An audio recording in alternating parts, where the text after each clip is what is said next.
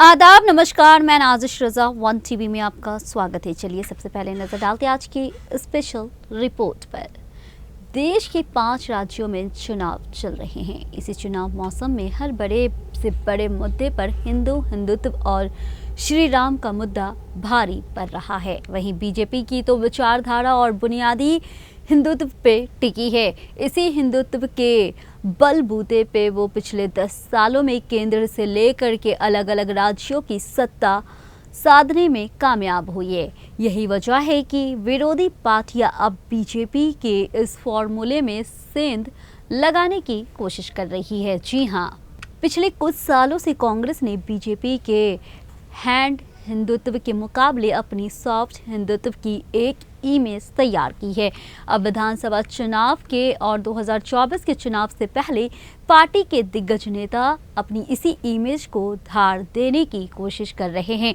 इसी की एक बड़ी तस्वीर नजर आई है मध्य प्रदेश से, जहां प्रियंका गांधी की जुबान से राम कथा के प्रसंग निकले और प्रियंका ने राम कथा के जरिए बीजेपी पर जोरदार हमला बोला है कि जब अन्याय होता है तो हमें उस अन्याय से लड़ना चाहिए।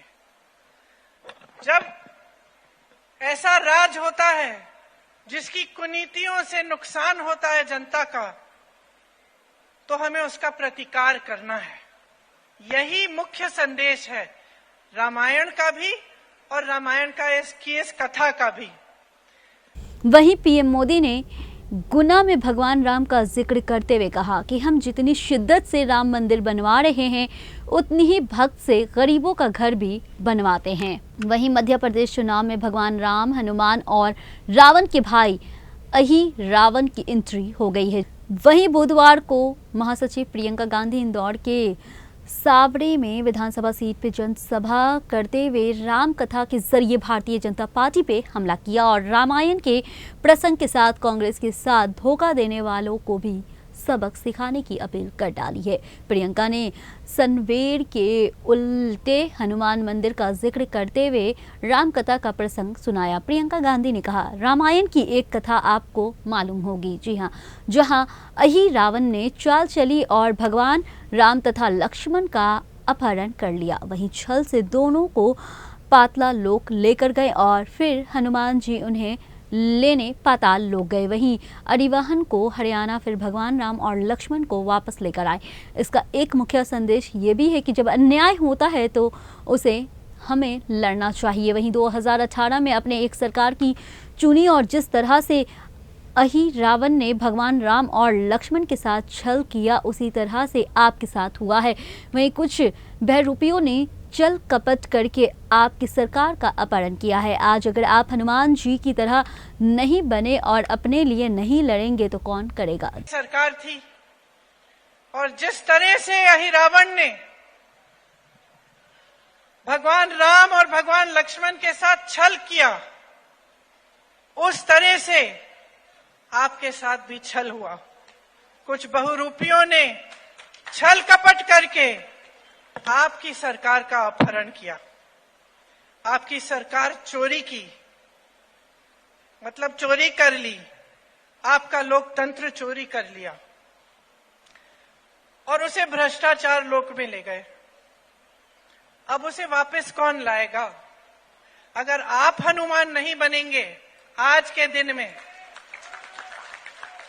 तो यहां से जो छल शुरू हुई, आपकी धरती से जो छल शुरू हुई, जिसकी वजह से आप 3.5 साल और एक ऐसी सरकार को भुगत रहे हैं जिसे आपने चुना ही नहीं। राम और लक्ष्मण के अपहरण की कथा के जरिए प्रियंका गांधी ने 2018 में चुनी हुई सरकार के गिरने की टीम को जनता से साझा किया है। वहीं 2018 में ज्योतिरादित्य सिंधिया के बीजेपी से शामिल होने के बाद कमलनाथ की सरकार गिर गई थी और करीब हार के 1.5 साल बाद बीजेपी की सत्ता में दोबारा वापसी हुई थी। वहीं पूरी कथा और संदेश के बाद प्रियंका ने कमलनाथ सरकार को गिराने पर बीजेपी पर जोरदार हमला बोला है। वहीं जनता के हनुमान बनकर बीजेपी के भ्रष्टाचार लोक से कमलनाथ सरकार को वापस लाने का आह्वान कर दिया है। वहीं प्रियंका गांधी ने इंदौर से राम वनवास प्रसंग का भी जिक्र किया है। वहीं रामायण और श्री राम के चरित्र से सीख लेने की बात कही। वहीं भगवान के साथ साथ महात्मा गांधी का भी जिक्र किया गया है। यानी कुल मिलाकर जनता को पोल में लाने के लिए प्रियंका गांधी ने हर उस मुद्दे को भाषण के जरिए जनता के सामने रख दिया जिनके सहारे बीजेपी कांग्रेस पे हमलावर रहती है। आज की स्पेशल रिपोर्ट में इतना ही। मुझे दीजिए इजाजत, फिर मिलेंगे नए स्पेशल रिपोर्ट के साथ सिर्फ वन टीवी में।